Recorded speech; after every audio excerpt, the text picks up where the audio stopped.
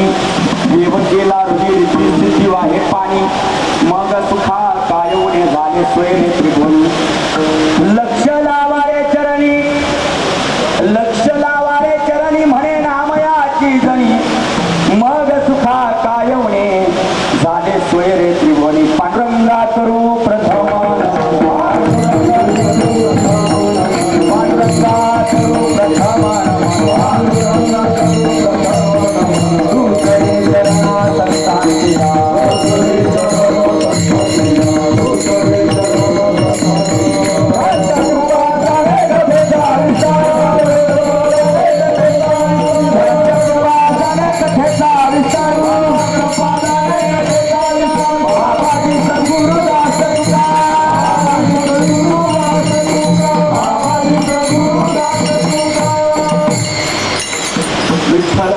तुम्ही अखंडाना ध्यानी मग सुखा काय उडे झाले सोयरे त्रिभुवनी पांडुरंगा करू प्रथम नमना दुसरे चरणा संतांच्या त्यांच्या कृपा जाणे कथेचा विस्तारू बाबाजी सद्गुरुदासचा ओम नमो ज्ञानेश्वरा करुणा करा दयाळा चांगलं लादरो पावन झालो चराचरी मी कला पुसरी काही जनेनो बोलत वचनी अति भाविका एका जनार्दनी तुमचा दास ज्याचे आस पुरवाले तुमचा रुगलादलो पावन झालो चराचरी पावन झालो चराचरी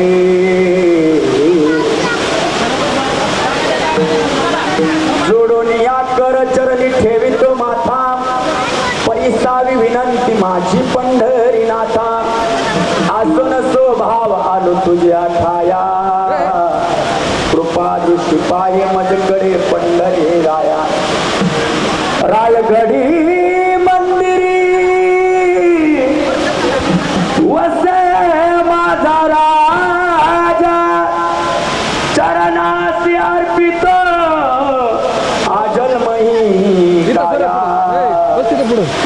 जगदीश्वरासी बांधली जयाची ख्याती प्रथम वंदितो तुम्हा छत्रपती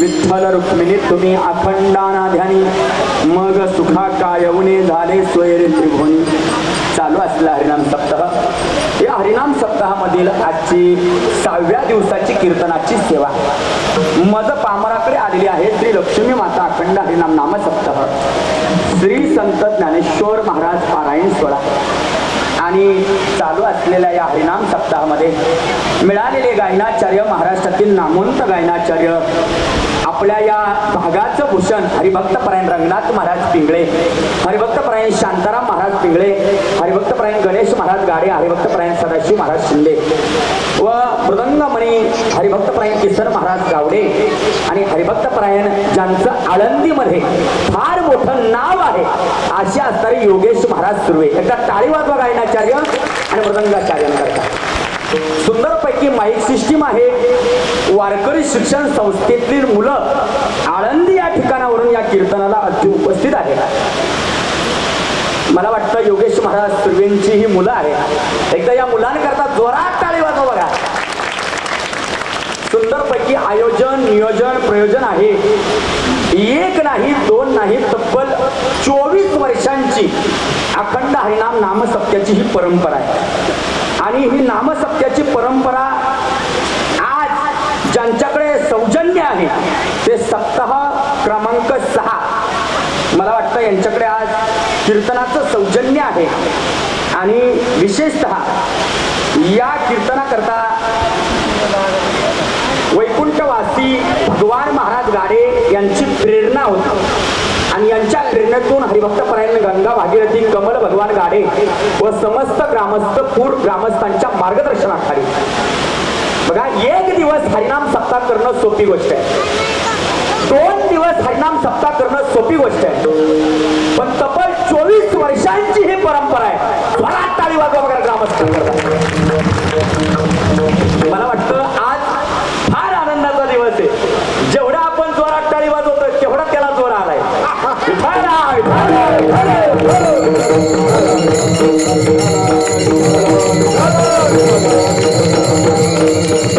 हा अभंग जनाबाई मातेचा आहे आणि जनाबाई मातेचा काकड्यातील अत्यंत महत्वाचा अभंग आहे. हा अभंग म्हटल्याशिवाय काकड्याची परिपूर्णता नाही. अभंग विठ्ठल भगवंताचं नामस्मरणाचं महत्व नाही, पण विठ्ठलाबरोबर लक्ष्मी मातेच्या नामस्मरणाचं महत्व आहे. विठ्ठल ज्यांच्या दरबारात आजचं कीर्तन आहे त्या लक्ष्मी माता आहे. आणि जगाचं सगळ्यात जास्त प्रेम बाबा कुणावरती? मनापासून सांगा. विठ्ठलावरती प्रेम नाही, जगाचं सगळ्यात जास्त प्रेम हे लक्ष्मी मातेवर आहे. आणि लक्ष्मी मातेवर मला वाटतं सगळ्या जगाचं प्रेम असेल, पण पूर ग्रामस्थांचं प्रेम नाहीये. त्यांचं विठ्ठलावरती प्रेम आहे. विठ्ठल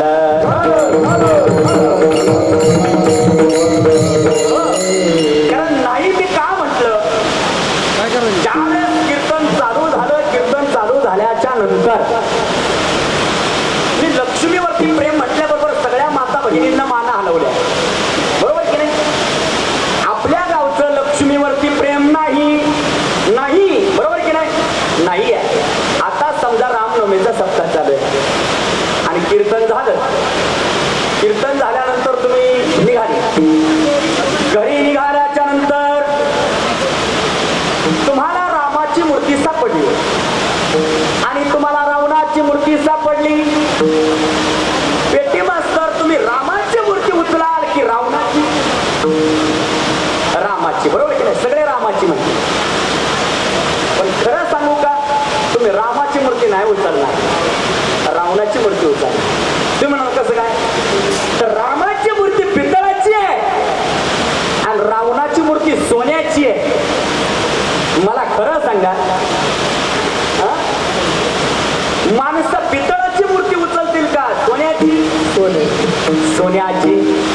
म्हणजे रामाची मूर्तीवर प्रेम नाही आहे, तर माणसांचं सोन्यावरती प्रेम आहे. खरं आहे की नाही? आता सगळ्यांना माझ्या कीर्तनाचा सार विचारतो बरं का. खरं सांगा, मला माहिती आहे तुम्ही प्रश्नाचं उत्तर योग्यच द्याल. इथून कीर्तन झाल्यानंतर तुम्ही रामाची मूर्ती उचलाल की रावणाची? खरं बोला. रामाची. बघा किती प्रेम आहे माता माऊल्यांचा. टाळी वाजवा एकदा.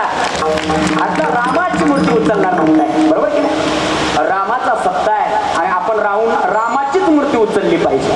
भले ती पितळाची काय असा, पण रामाचीच उचलली पाहिजे. पण इथल्या म्हटल्या रामाची. मग आता एक काम करा, सप्ताह कमिटीला माझी नम्रतेची विनंती आहे. गाड्या कीर्तन झाल्यानंतर या कुणाचंच सोन्यावरती प्रेम नाहीये, या सगळ्यांच्या दागिने गोळा करून घ्या. 2 पंक्ती होतील त्याच्यात. बरोबर की नाही? महाराज, सगळ्यांचं प्रेम सोन्यावरती आहे. माणसं जरी तोंडावरती बोलत असले तरी लक्ष्मीवरती सगळ्यांचं प्रेम आहे. आणि विठ्ठलाच्या नामस्मरणाचं महत्व सकल संतांनी सांगितलेलं आहे. लक्ष्मी मातेच्या नामाचा महिमा सांगणारा हा एकमेव अभंग आहे. विठ्ठल भगवंताच्या नामाचं महत्व नाथबाबांनी हरिपाठामध्ये असं वर्णन केलंय का जो भगवान विठ्ठलाचं नामस्मरण करतो त्याच्या सुखाला पार राहत नाही. आणि माऊली तर त्याच्याही पुढे बोलतात, जो विठ्ठल भगवंताचं नामस्मरण करतो त्याची सगळी पापे जळून जातात. बरोबर की? नाम संकीर्तन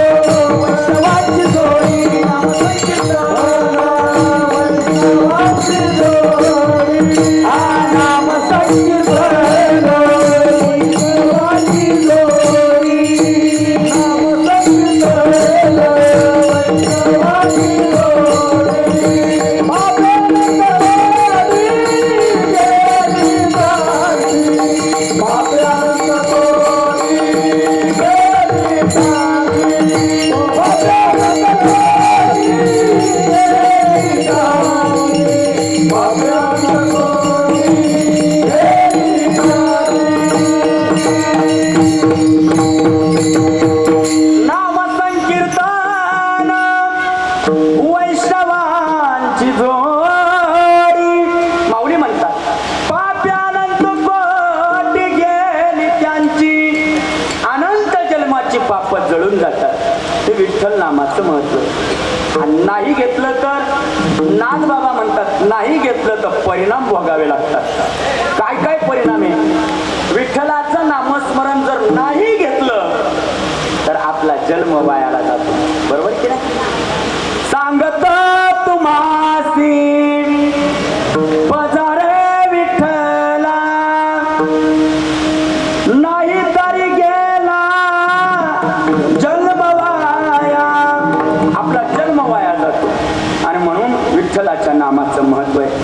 जी माणसं नामस्मरण करत नाही, ऐका मी काय सांगतोय, जी माणसं नामस्मरण करत नाही ती त्यांच्या स्वतःला धोका देतात.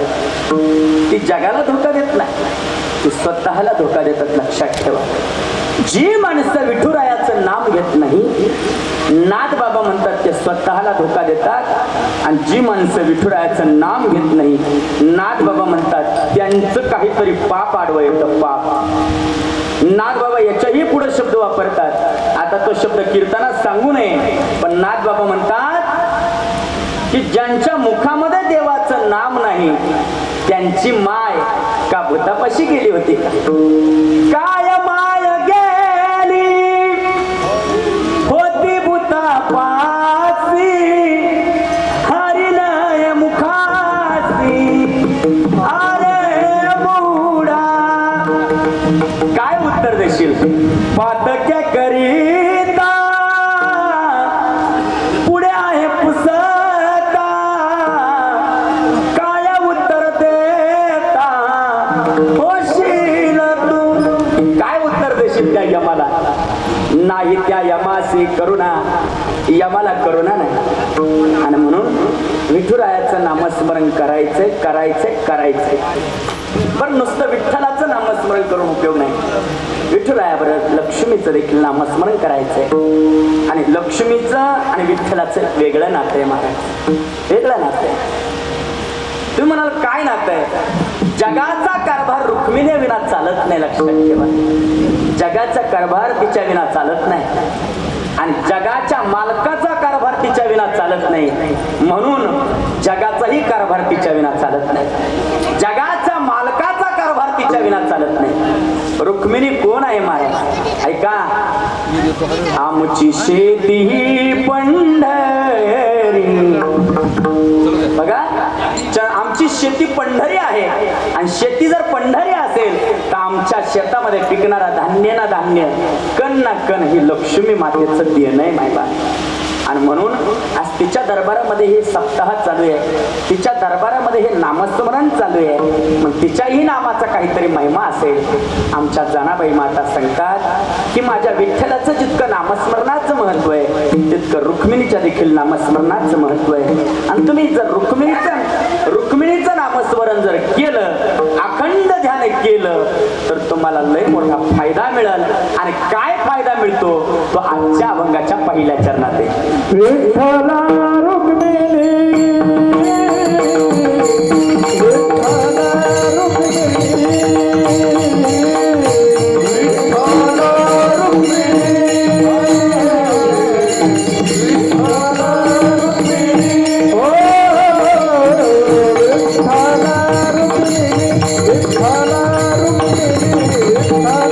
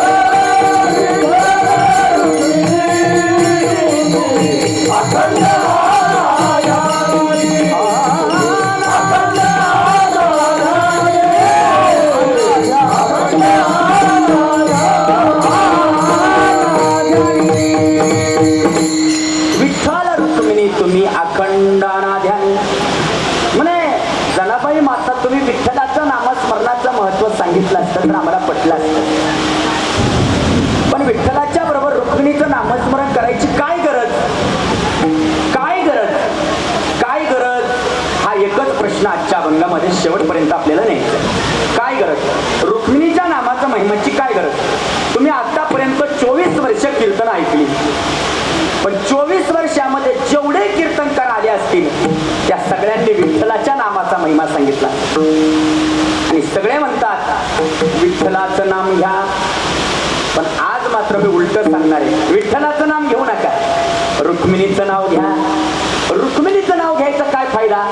बघा, वशिला जर तुम्ही आईसाहेबांपाशी लावला, मी काय सांगतो ध्यान देऊन ऐका, वशिला जर तुम्ही आईसाहेबांपाशी लावला तर तुमचं काम पटकन होऊन जाईल.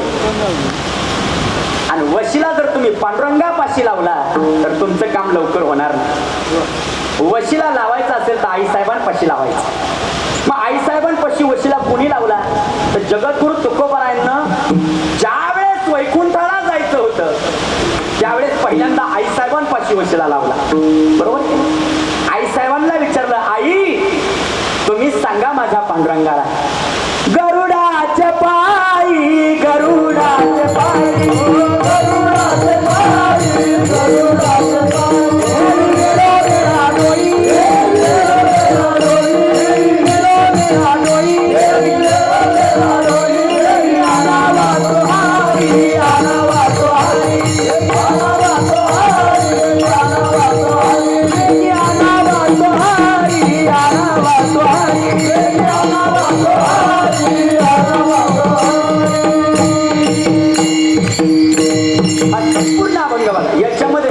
पाशी वशिला लावलाय. बरोबर की नाही? पाया लक्ष्मीच्या हाती लक्ष्मीच्या हाती तीस यावे का कुळती. लक्ष्मीच्या हातामध्ये पांडुरंगाचे पाय आहेत, लक्षात ठेवा. आणि म्हणून जगाच्या पाठीवरती लक्ष्मीचा दास जर आपण झालो तर आपण पांडुरंगाचे आपोआप होऊन जाऊ. पण पहिल्यांदा लक्ष्मीचं व्हायचंय आणि अखंड नामचिंतन करायचं. अखंड, मी अखंड सांगितलं. अखंड या शब्दाला आजच्या अभंगामध्ये अंडरलाईन करा. अखंड अनाध्यानी अखंड नामस्मरण करायचंय. त्याचा अर्थ असा आहे, मनापासून देवावरती प्रेम करायचं. ज्याला आपण म्हणतो तन मन आणि धन आपलं देवाला अर्पण करायचंय. तन मन आणि धन. सज्जन हो, आपण तन अर्पण करतो पण मन अर्पण करत नाही. बरं, मन अर्पण केलं तर धन अर्पण करत नाही. आपण तन मन आणि धन हे तीनही देवाला अर्पण केलं की आपलं काम झाल्याशिवाय राहत नाही. आपलं कुठंतरी चुकून जातं, आपली भक्ती चुकते बघा.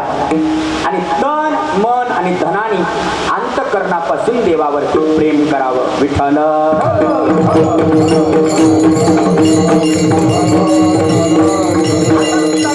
तनानं म्हणजे शरीरानं देवाची भक्ती करता येते. तनानं भक्ती कशी करायची? तर रात्रंदिवस आपल्या मुखानं देवाचं नामस्मरण करायचं. आपल्या डोळ्यानं भगवंताचं रूप पाहायचंय. आपल्या हातानं भगवंतासाठी टाळी वाजवायची. वाहे रंगी टाळी नाचे न उदास ते देई हातास पाया सुख. तुका म्हणे माझा सकळ देह भाव आणि नको ठाव चिंतू यासी. तनानं संपूर्ण तनानं आपण भगवंताचं नामस्मरण करायचंय. आणि हे भक्तीचं रहस्य महाराज. भक्तीचं रहस्य जर समजलं तर भक्ती सोपी होते बघा. आपण भक्ती करत राहतो पण भक्तीचं रहस्य आपल्याला समजत नाही. करायची म्हणून करतो आणि भक्ती करायची म्हणून करायची नाही. तिचं रहस्य समजून भक्ती करायची. कुठल्याही गोष्टीचं आपल्याला रहस्य समजलं पाहिजे. आणि जर त्या गोष्टीचं रहस्य एकदा समजलं, रहस्य समजल्यानंतर आपण सावध होत असतो. बरोबर की? आणि सावधतेनं भक्ती करत असतो. आता सावधतेनं भक्ती करत असताना आपल्याला रहस्य समजलं पाहिजे. कुठल्याही गोष्टीचं आपल्याला रहस्य समजलं पाहिजे. समजा आमचे जुने कीर्तनकार लोक याच्या बाबत एक दृष्टांत सांगायचे. जुने कीर्तनकार लोक म्हणायचे की एक जावाई सासरवाडीला जायचा, नेहमी जायचा.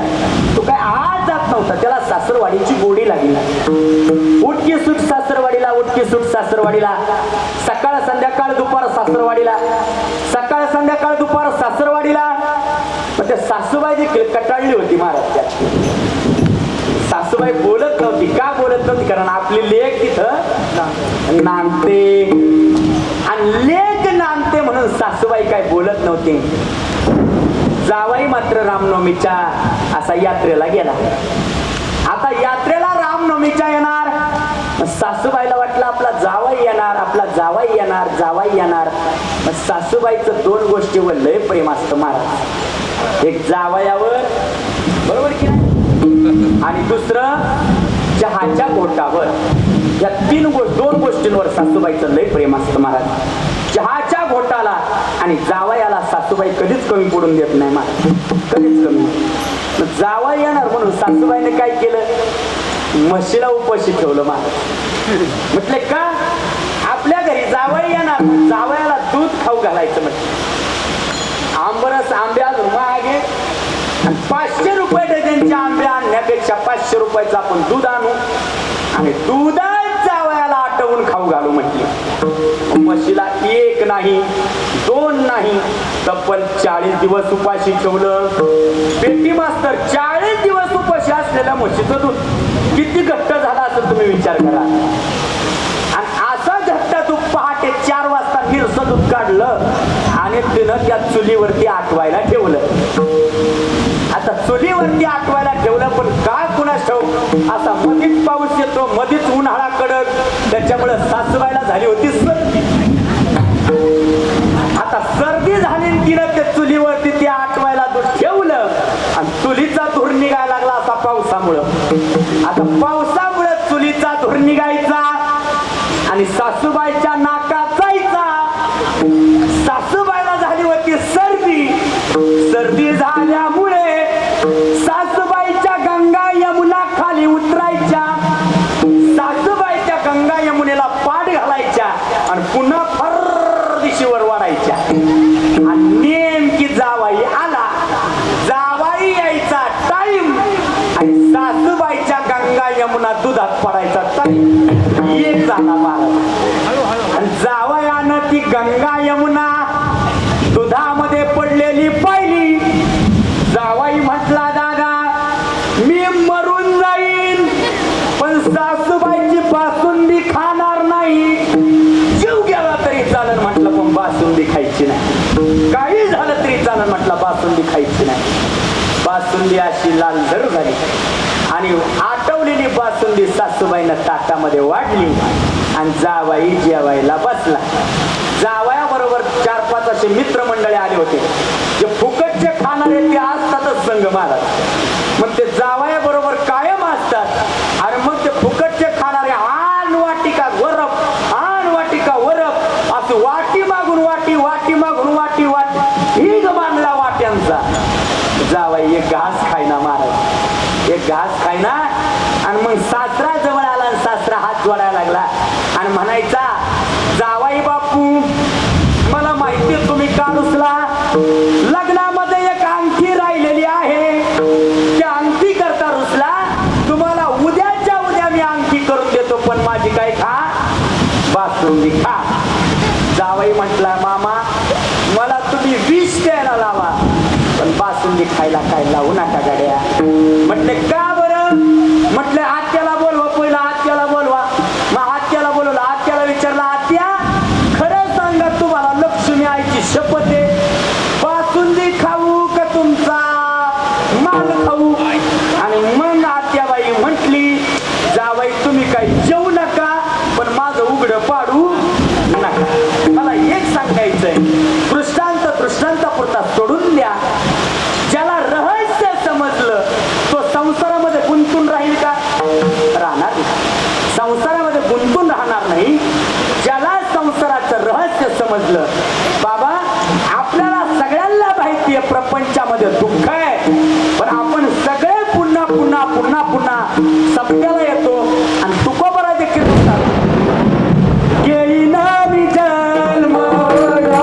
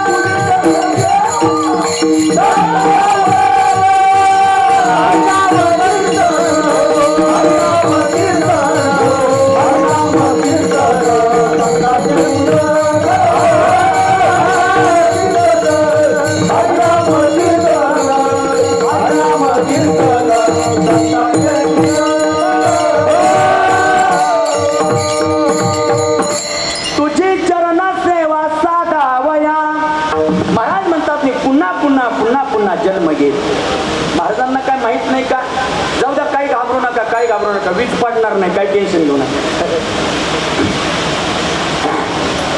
यमाला सगळीकडे आज्ञा आहे, पण इथं आज्ञा नाही. लक्षात घ्या, मी काय सांगतो. यमाला सगळीकडे आज्ञा आहे, पण जिथं नामस्मरण चाललंय तिथं यमाच्या बापाचे देखील काही चालत. आणि हा जर विश्वास असेल तर बिंदास इथं बिंदास बसा विठाला.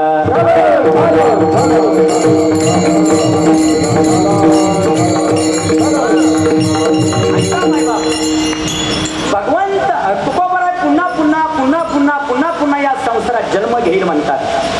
तुकोबरायला काय माहित नाही का इथं दुःख आहे? माहिती आहे. पुन्हा पुन्हा पुन्हा पुन्हा मी जन्म घेईल आणि घेऊन काय करील? पुन्हा पुन्हा नामस्मरण करील, नामस्मरण करेल, नामस्मरण करेल. का म्हणतात की आमचे मामासाहेब दांडेकर दृष्टांत द्यायचे. मामा म्हणायचे की बाबा एका माणसाच्या घरामध्ये चोरी व्हावी. तुमचं नाव काय?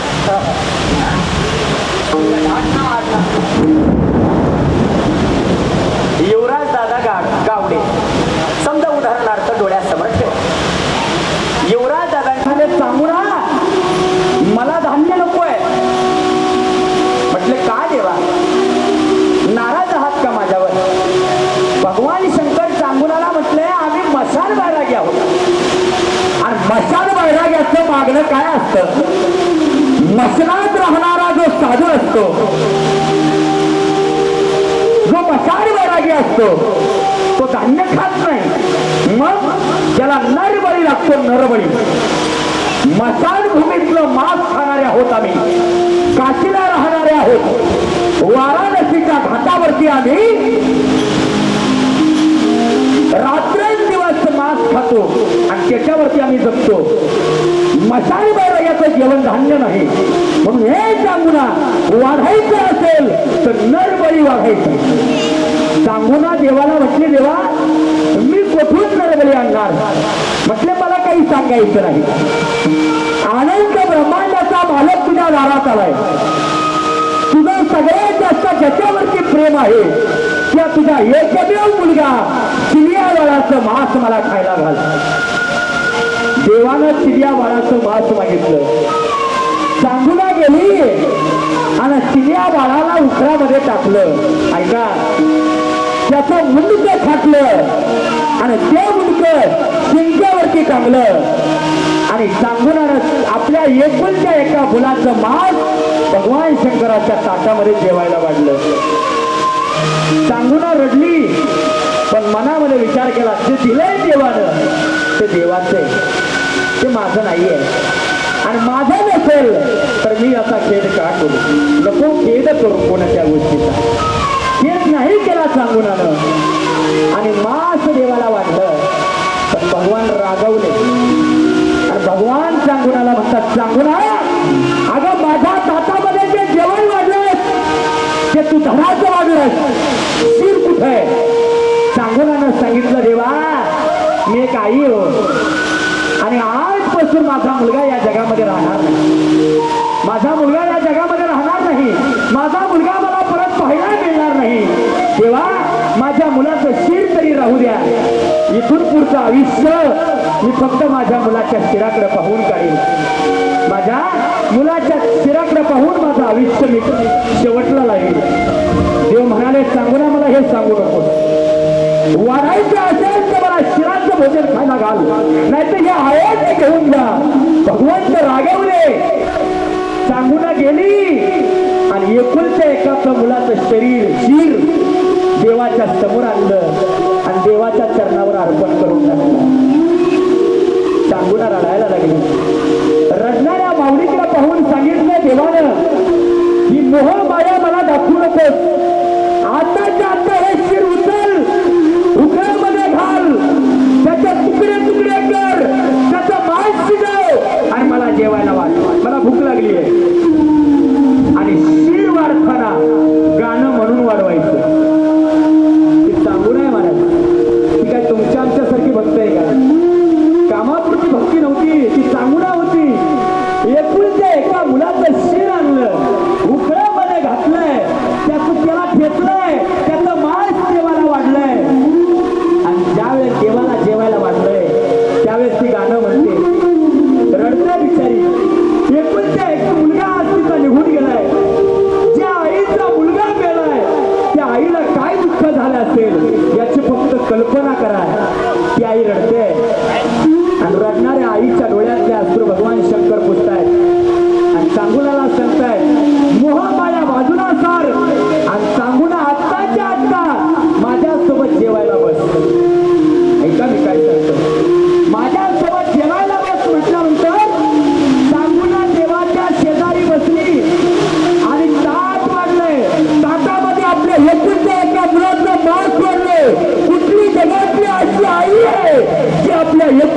एका मुलाचं मांस खाईल ती माऊली देवाच्या पाया पडते आणि देवाला म्हणते देवा वेळ प्रसंगी माझं काळीच मागा पण माझ्या एकुलच्या एका मुलाचं मांस मला खायला लावू नका खायला लावू नका.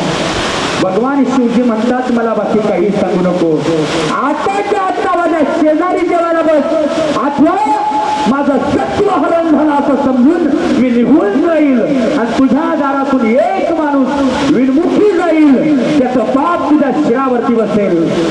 आणि मग त्यावेळेस भगवान रागवतात. भगवान रागवलेले पाहून सांगूना म्हणते ते माझा मुलगा तर असाही गेलाय आणि तसाही गेलाय. सांगूना जेवायला बसते. ऐका सज्जन हो, सांगूना जेवायला बसते त्यावेळी भगवान शंकर तिला म्हणतात सांगूना मार तुझ्या चिल्या बाळाला हात आणि एक ताट त्यालाही वाढ एक ताट त्यालाही वाढ त्यालाही जेवायला वाढ. सांगूना रडते रडता रडता आपल्या चिल्या बाळाला हात मारते. संतांच्या शब्दावर विश्वास होता. चिल्या बाळाला हात मारली. हात मारल्याबरोबर आनंद ब्रह्मांडाच्या पलीकडून आवाज आला आणि चिल्या बाळा चालत आला आणि सांगूनाच्या समोर जेवायला येऊ बसला. सज्जन म्हणून एक गोष्ट काय सांगितलं जे देवाला दिलंय ते देवाला अर्पण करायला कधी मागं पुढे पाहत नाही. एखादं फूल व्हायचं असेल तर ते फूल देखील देवाला दिलंय एवढं लक्षात ठेवा.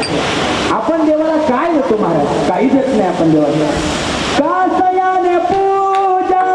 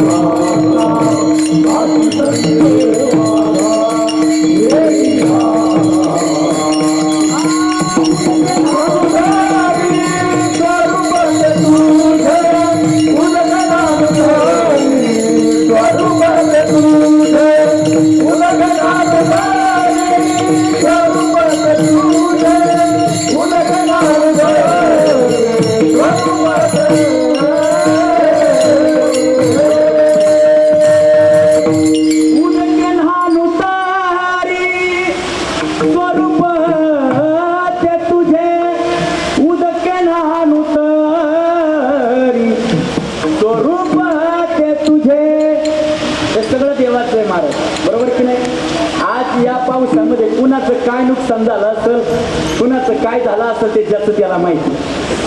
पण जे दिलं तेही देवाचं होतं आणि जे पावसात गेलं तेही देवाचं आहे. विठाला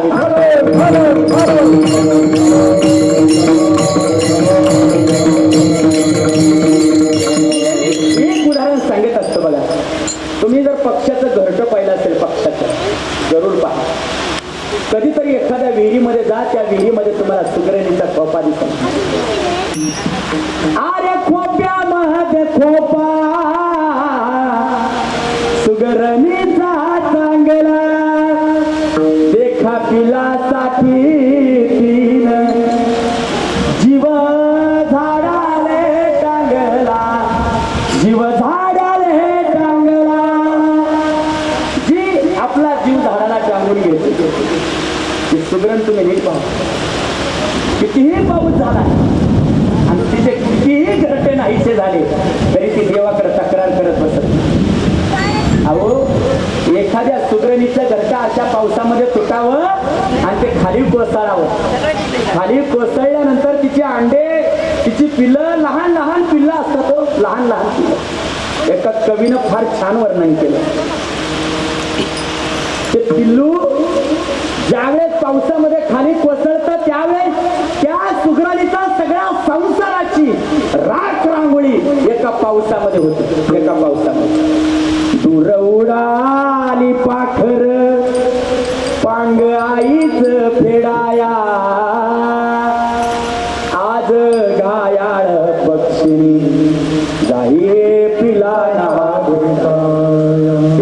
वर्णन केलं.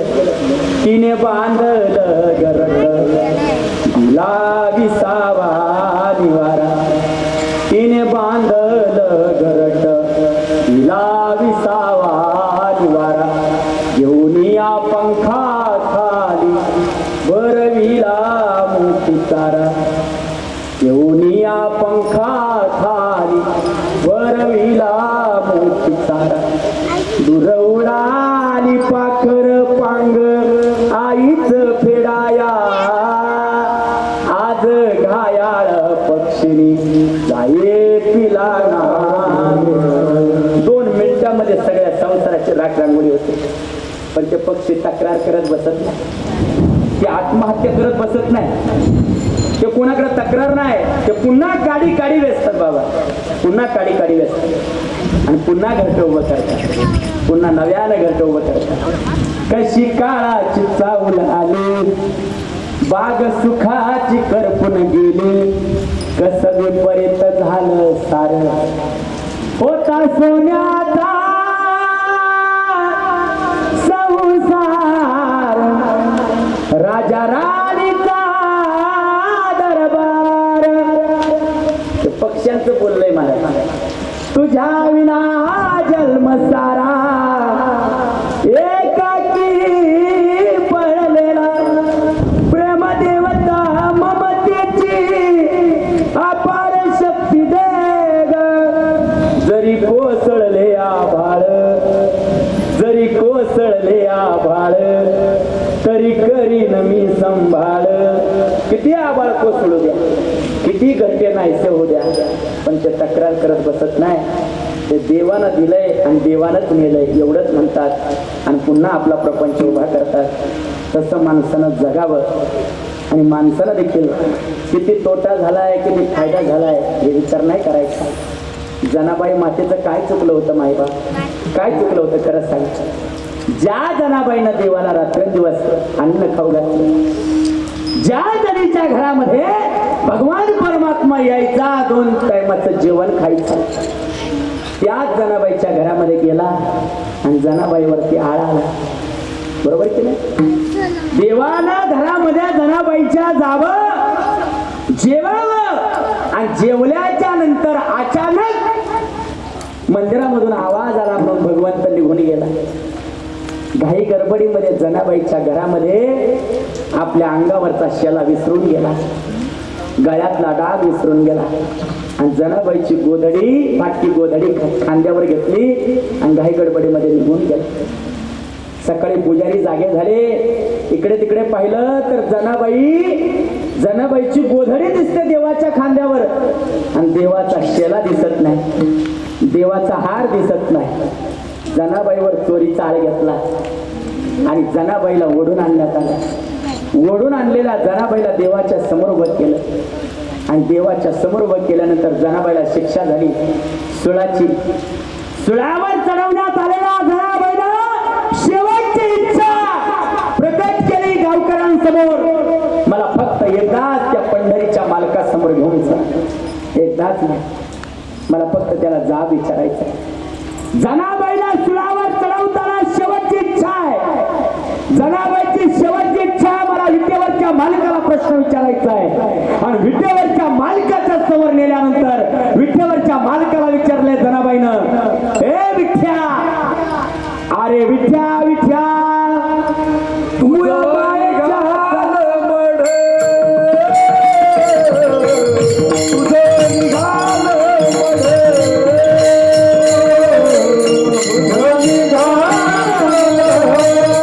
Oh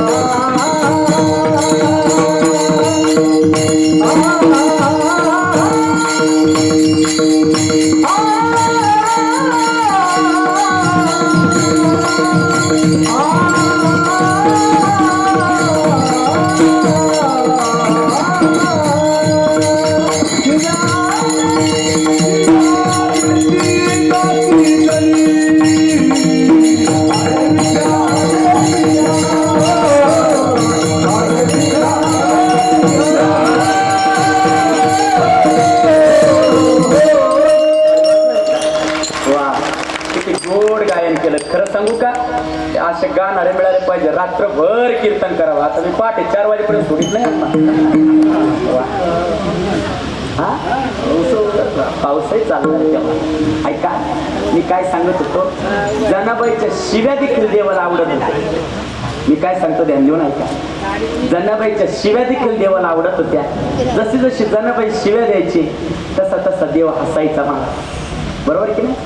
जनाबाई म्हणायची अरे विठ्या, देव मोठ्या मोठ्याने हसायचा. अरे मुळमाळच्या करट्या, देव अजून हसायचा. अरे तुझे गेले मढे, तरी देव हसायचा. ऐका मी काय सांगतो, यात फार हे बरं. जनाबाईच्या शिव्या देखील देवाला आवडायच्या, आपल्या ओव्या देखील देवाला आवडत नाही. खरं आहे की नाही?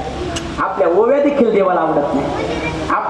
आपण ऋग्वेदाचे मंत्र जरी म्हटलं तरी देवाला दगडी पडल्यासारखे वाटतात. जनाबाईच्या शिव्या देखील देवाला आवडायच्या. एवढ्या शिव्या आणि याच्यापेक्षा अस्सल शिवी दिली. देवाचा खपान उतारा केला जनाबाईनं. हा खपान उतारा. पुण्यवंत पाताळ लोकी नेला,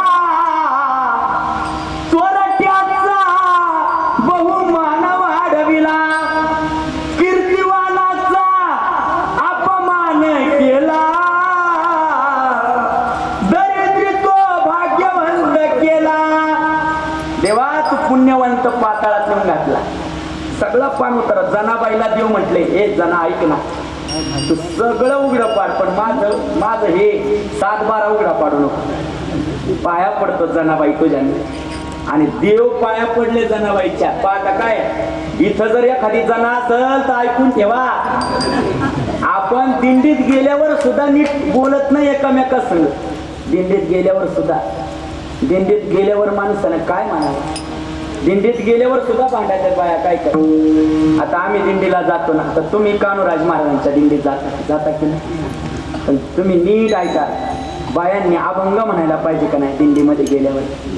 बाया अभंग म्हणत नाही, मग गवळणी म्हणत नाही, मग गाणी म्हणतात गाणी. बरोबर की नाही?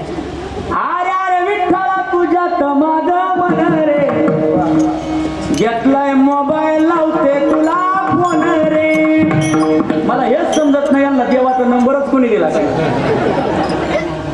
मला अजून देवाचा नंबर मिळाला नाही. आळंदीत राहतोय 15 वर्ष झालंय, अजून नंबर मिळाला नाही बाबा. काय काय गाणी म्हणतात. मी म्हटलं माय किती गोड तुझा गाळा आहे, किती गोड तुझा आवाज आहे.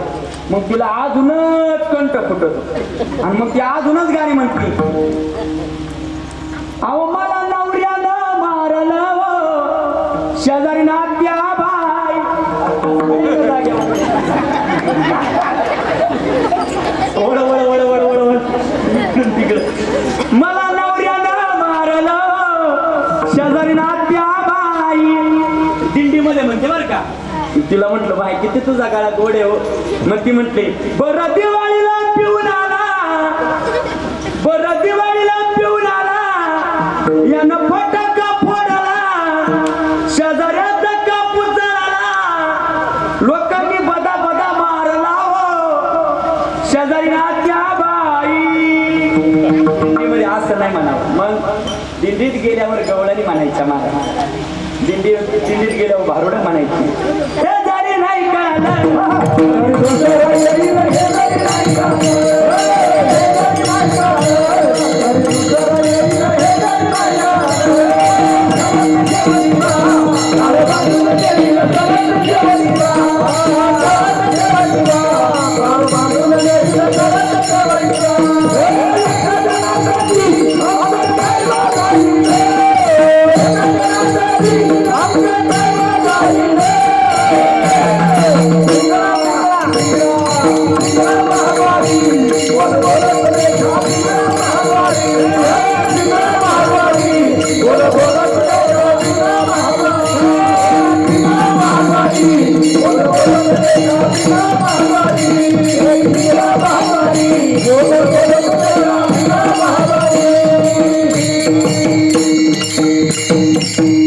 आता सगळ्या बायांनी माझ्या आवाजात एका आवाजात म्हणा, या जारी नाही कळालं.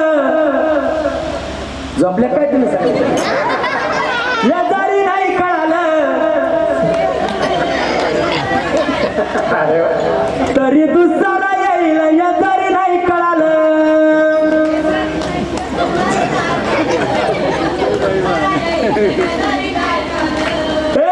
सरत शेवटी बा सरत शेवटी बा एका जनार्दनी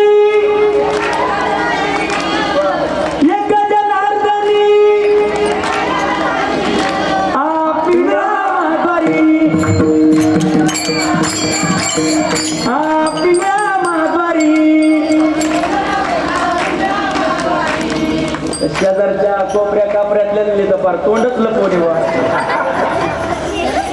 देव पाहतो बरं सगळ्यांना लक्षात ठेवा तुमचा आणि देवाचा संबंधच राहिला नाही वाटतं असू द्या काय हरकत नाही पण मोकळ्या मनानं मी दिंडीचं सांगतो तुम्हाला दिंडीमध्ये गेल्यानंतर असं भजन करावं महाराज असं भजन करावं जनाबाई माता शेवटच्या चरणात सांगते लक्ष लावा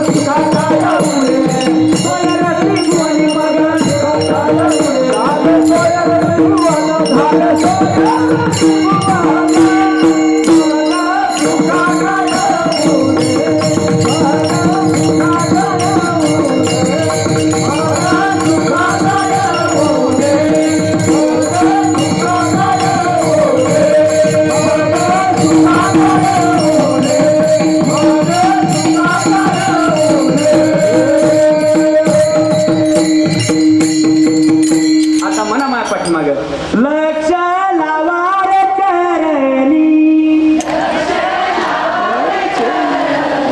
लक्ष लावा रे चरणी मने नामयाची जणी लक्ष लावा रे चरणी मने नामयाची जणी मने नामयाची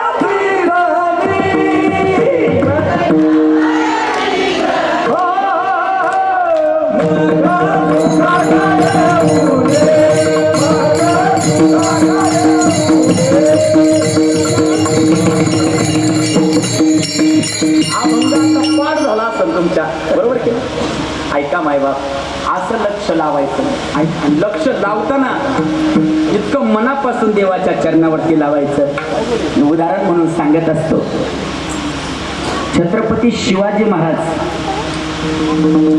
ज्यावेळेस पन्हाळगडावरती गेले होते बरोबर की नाही थोडा बासरीचा सुर लाव पन्हाळगडावरती छत्रपती शिवाजी महाराज अडकले होते राजा हो एक नाही दोन नाही तब्बल 3 महिने छत्रपती शिवाजी महाराज कोल्हापुरात अडकले आणि छत्रपती शिवाजी महाराजांची सुटका होत नव्हती तेव्हा असा पाऊस चालला होता काय योगायोग असेल बघा महाराज पावसामध्ये अडकले धोधो पाऊस चालला विजांचा कडकडाट ढगांचा कडकडाट आणि त्यावेळेला पहिरजी नाईक छत्रपतींच्या जवळ आले राजा गडाच्या बाहेर पडावं लागेल राजा नाही जर पडला तर सिद्धी जवळचा वेळा आपल्याला तोडणं शक्य होणार नाही मग पडावं कसं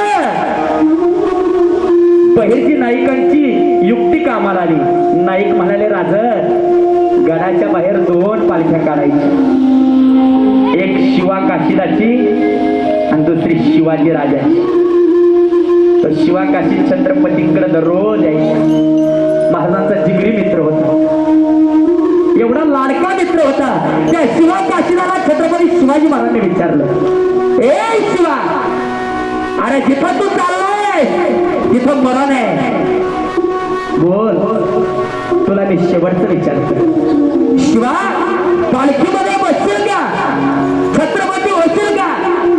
तर शिवा काशीत रडायला लागला आणि राजांना म्हटलं, राजा एक सांगू का, माणूस म्हणून जन्माला आलो, पण मरताना छत्रपती शिवाजी महाराज म्हणून मरण, याच्यासारखं भाग्याचं कोणतं राजा? महाराजांच्या समोर मरायला तयार झाला शिवा काशी. छत्रपतींचं वेश परिधान केलाय, जिरं मस्तकावरती घातलाय, कवड्याच्या माळा गळ्यामध्ये घातले आणि छत्रपतींच्या समोर गेलाय. राजा येतो, राजा आता धोधो पाऊस चाललाय. ऐका राज्य, शिवा काशीत पालखीमध्ये बसून निघाला आणि जसा शिवा काशीत बाहेर पडला तसा माझा राजा रडायला लागला.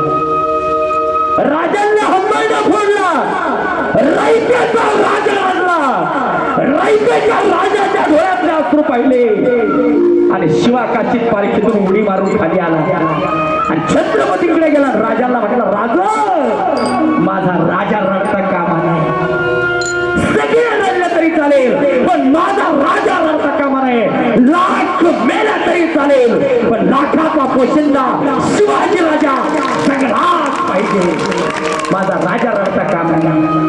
राजा तुम्ही का रडता, का रडता राजा? राजे, बाकीच्या मावळ्यांच्या डोळ्यातले अश्रू आम्ही पाहू शकतो, पण छत्रपतीच्या डोळ्यामध्ये अश्रू येणं म्हणजे मोठ्या समान आहे आणि माझा छत्रपती रडता कामा नाही. राजा मी मरतो की राजा? कशाला विचार करता माझा, कशाला विचार करता? शिवाजी राजे रडायला लागले. शिवाजी राजे म्हणतात, अरे शिवा, मला लाख मिळेल पण तुझ्यासारखा मित्र मला मिळणार नाही मिळणार. बसला पालखीमध्ये निघाला. सिद्धी जेव्हारनं पाहिलं शिवा काशीदार आणि विचारलं, कोण आहेस तू? शिवा काशीदारानं सांगितलं, या तिहाला शिवाजी राजा म्हणतात. अरे खरं बोल, कोण आहेस तू? शिवाजी राजा म्हणतात. शिवाजी राजा, प्रत्येक मावळा शिवाजी राजा आहे. महाराष्ट्रात जन्माला येणारा प्रत्येक मावळा शिवाजी राजा म्हणून जन्म घेतो, लक्षात ठेव. महाराष्ट्राचा कडा कडा कडा सह्याद्रीच्या धड्यापर्यंत हर हर महादेव ही एक विजय घोषणा झाल्याबरोबर सगळ्यांच्या मुखामधून शब्द आपोआप बाहेर पडतात. छत्रपती शिवाजी महाराज की छत्रपती शिवाजी महाराज ते म्हटलं बरोबर प्रत्येकाच्या मुखामधून जय आपोआप बाहेर पडतात. आम्ही जन्माला जरी आलो असलो शिवा काशीत म्हणून, तर मरताना छत्रपती शिवाजी महाराजच म्हणून मरणार. त्यावेळेस सिद्धी जोहर विचारतो, काय मिळणार तुझ्या राजाकडे? तुला शिवा काशीत म्हणतोय, माझ्या राजाकडे सगळं मिळतं. काय मिळत नाही, काय मिळत नाही म्हणून विचारा. माझा राजा सगळं देतो. माझ्या राजाच्या दारामध्ये अरे आम्ही मित्र मित्र मित्र नाहीये. दुःख आडवायला उंबऱ्या सारखा, दुःख आडवायला उंबऱ्या सारखा, मित्र वनव्यामध्ये गावल्या, मित्र वनव्यामध्ये गावल्या. माणसानं असा मित्र करावा, छत्रपती शिवाजी राजा आणि शिवा काशीदासारखा असा मित्र असावा. आत्महत्या तू करणार नाही कधी, आत्महत्या तू करणार नाही कधी, एक तू मित्र कर आरशा सारखा, मित्र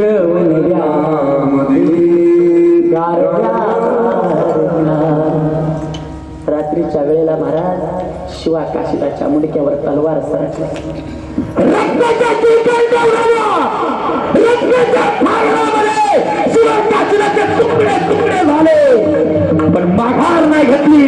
माझ्या राजाकरता देह पणाला लावला पण माघार माघार नाही घेतली. आजही स्वराज्याच्या इतिहासामध्ये शिवा काशीदाचं नाव सुवर्णाक्षरानं लिहिलं गेलंय.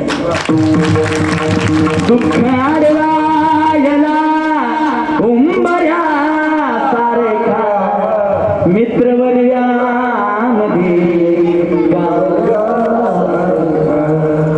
जाग्यावर मरण स्वीकारलं. छत्रपतींकरता मेला मारला. मी कशा करता सांगितलं राजा हो, अशी निष्ठा असावी.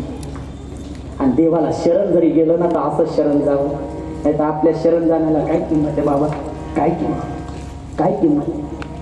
कधीही देवाला शरण गेलं ना लक्ष लावा रे चरणी. आणि म्हणे नाम याची चुनी.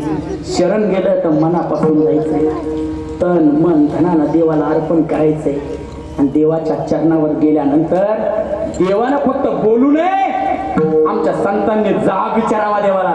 मौन का धरिले देवा सांगा पांडुरंगा, मौन का धरिले देवा सांगा पांडुरंगा, मौन का धरिले देवा सांगा पांडुरंगा, मौन का धरिले देवा सांगा पांडुरंगा. देवाची पडता काळी, देवाची पडता काळी,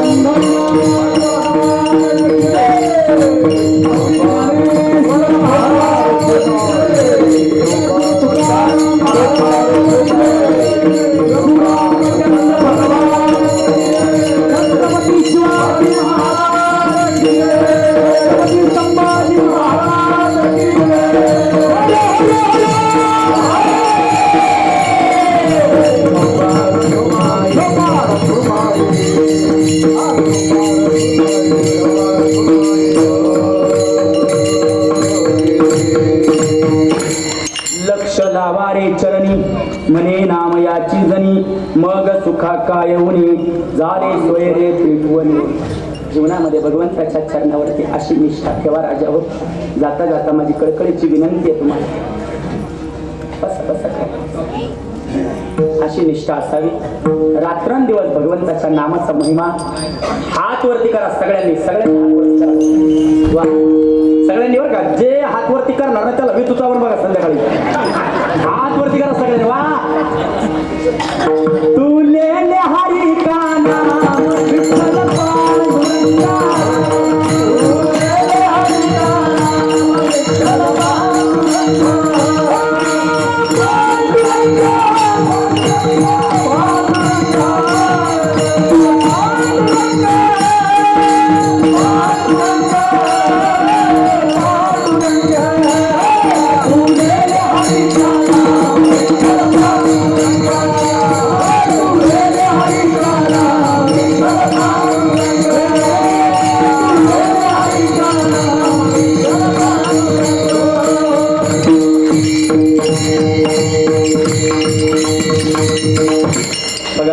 खाली करा सांगितलं बरोबर. हात खाली माझ्या सांगायच्या आधीच होते मला, बरोबर केलं. ऐका, असं प्रेमाने भजन केलं, असंच भजन रात्रंदिवस करत राहावं. जाता जाता सांगतो माय बाप हो, 5 मिनिटं तुमचे लेट घेतले बरं. आणि सगळ्यांचा तळतळाट मी घेतो, जमणाऱ्याचा तळतळाट नाही घेत महाराज. म्हणून जाता जाता एकच सांगतो, ज्यांच्या दरबारात आज सेवा चालू आहे ते प्रभू रामचंद्र भगवंताची नवमी आहे. उद्या नवमी आहे, बरोबर की नाही. आणि नवमी म्हटल्यानंतर भगवान रामाची सगळ्यात जास्त भक्ती कोणी केली? खरं बोला, हनुमंतराय. हनुमंतरायाची भक्ती कशी होती बघा. ऐका, मारुतीरायाला फक्त एकदाच विचारलं, राम आहे का तुमच्या हृदयात? राम राम आहे का? राम. मारुतीराय म्हटलं, राम श्रीराम जानकी